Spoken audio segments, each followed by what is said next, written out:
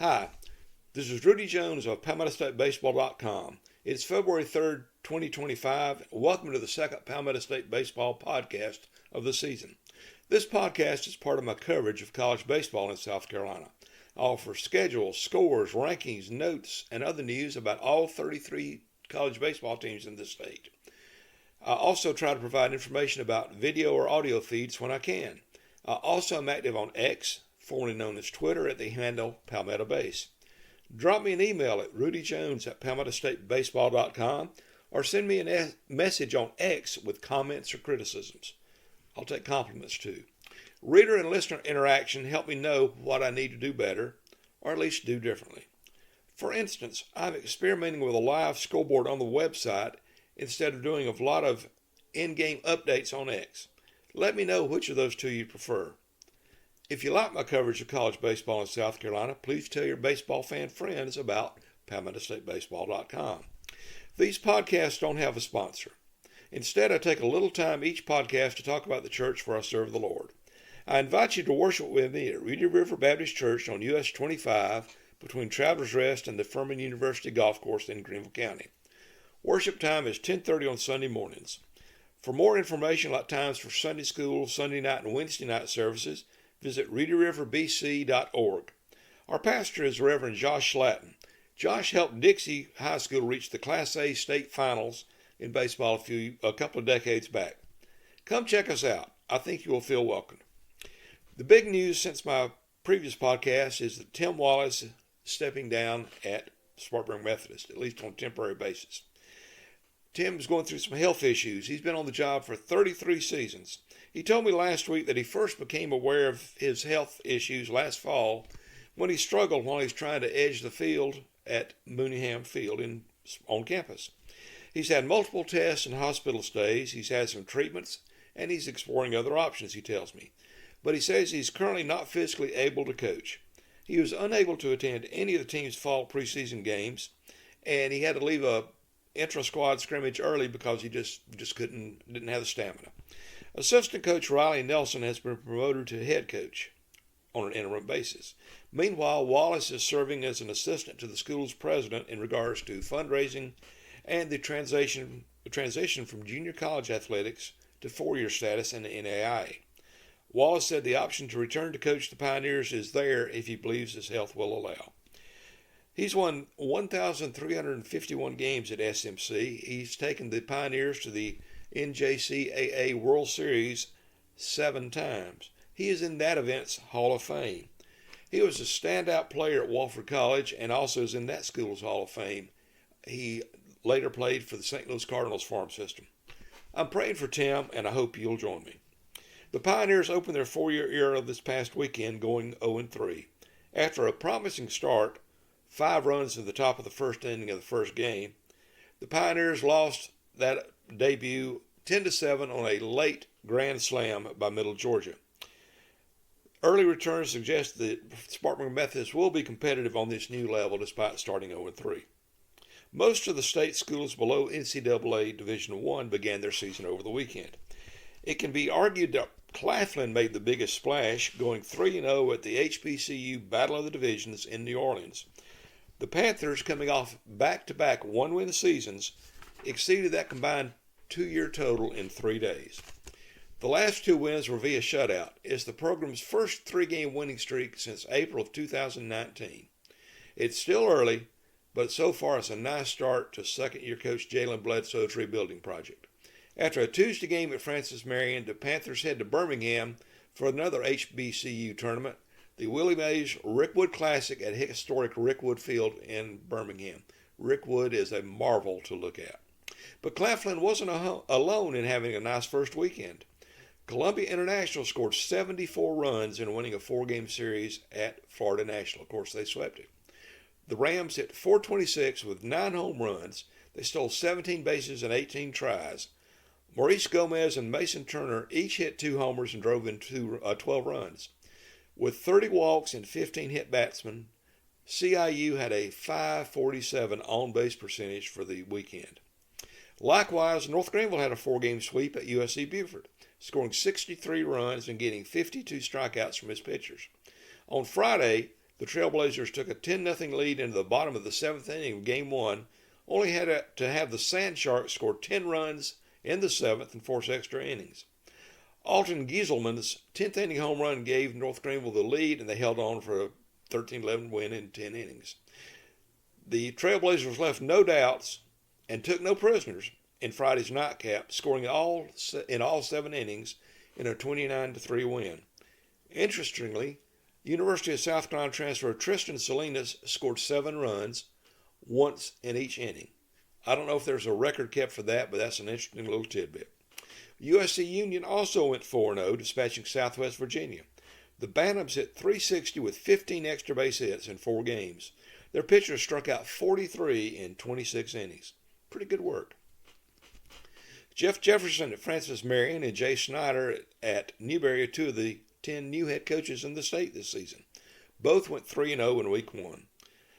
Jefferson's Patriots overpowered Tusculum at home, while Newberry swept a road series against Barton.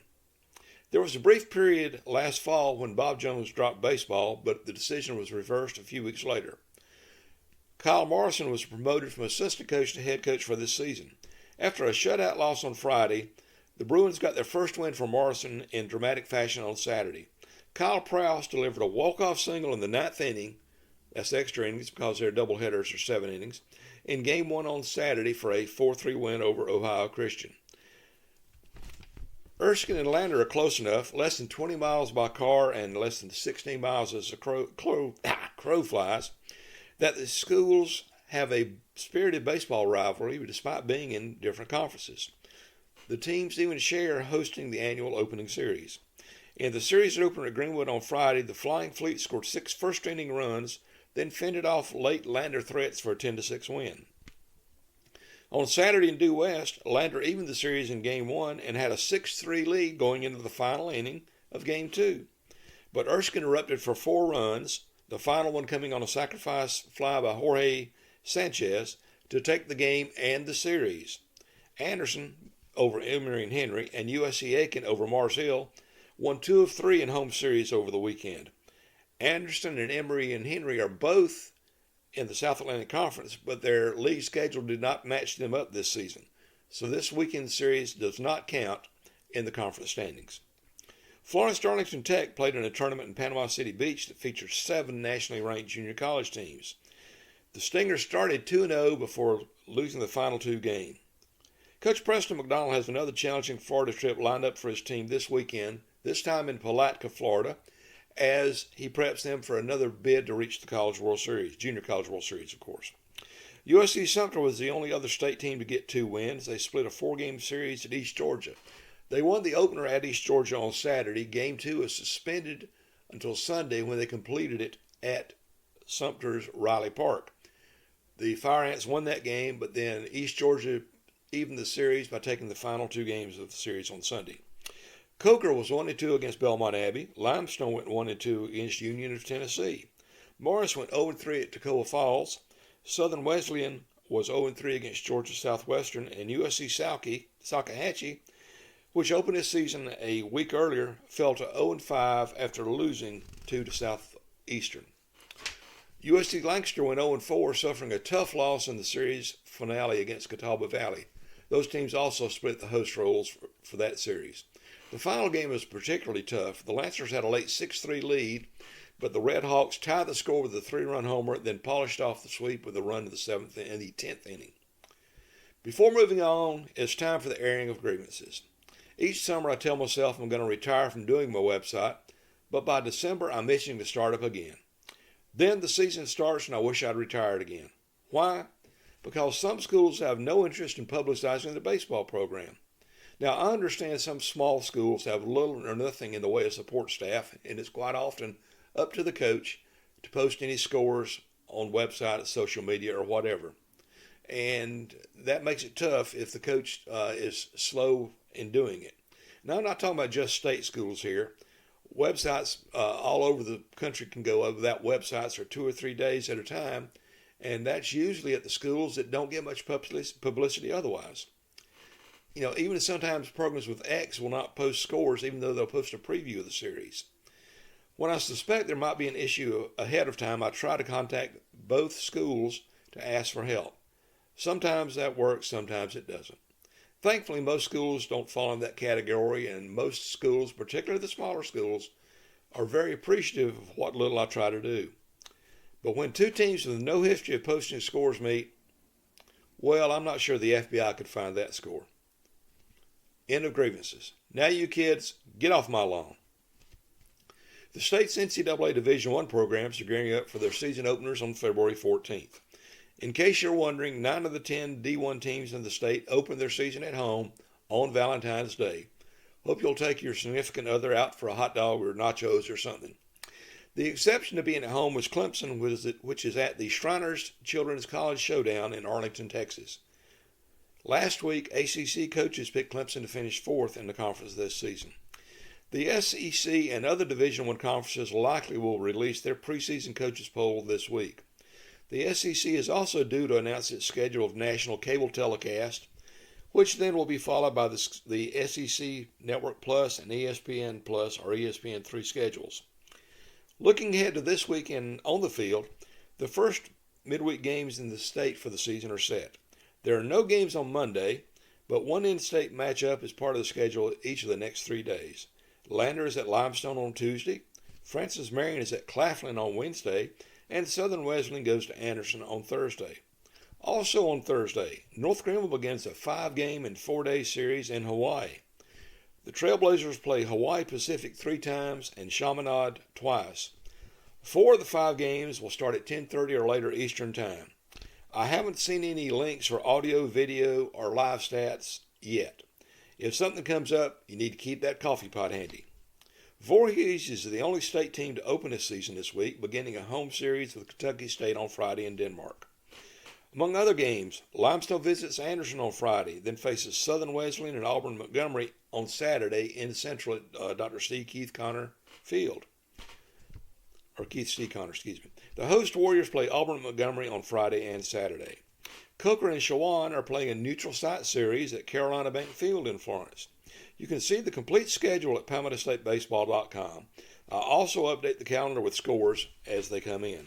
My plan is to put out a new podcast every Monday during the season, but I may shift the schedule if needed. If you enjoy these podcasts and other coverage of college baseball in South Carolina at PalmettoStateBaseball.com, tell your baseball fan friends about it. Also, let me know what you think I could do better or differently. Email comments, compliments, criticisms, or suggestions to me at rudyjones@PalmettoStateBaseball.com. I want your input to help me shape my coverage of the best level of the greatest sport God ever allowed to be invented. Speaking of God, I'd love for you to come worship with me at Reedy River Baptist Church, 871 North 25 Bypass, between Travelers Rest and the Furman University Golf Course in the Greenville area. Worship time is 10:30 on Sunday mornings. I hope you'll discover that we are a friendly church and will want to worship with us regularly. Learn more about us at our website, reedyriverbc.org. Thank you again for listening to the February 3rd podcast of PalmettoStateBaseball.com. This is Rudy Jones of PalmettoStateBaseball.com saying, it's a beautiful day for baseball. Let's play too.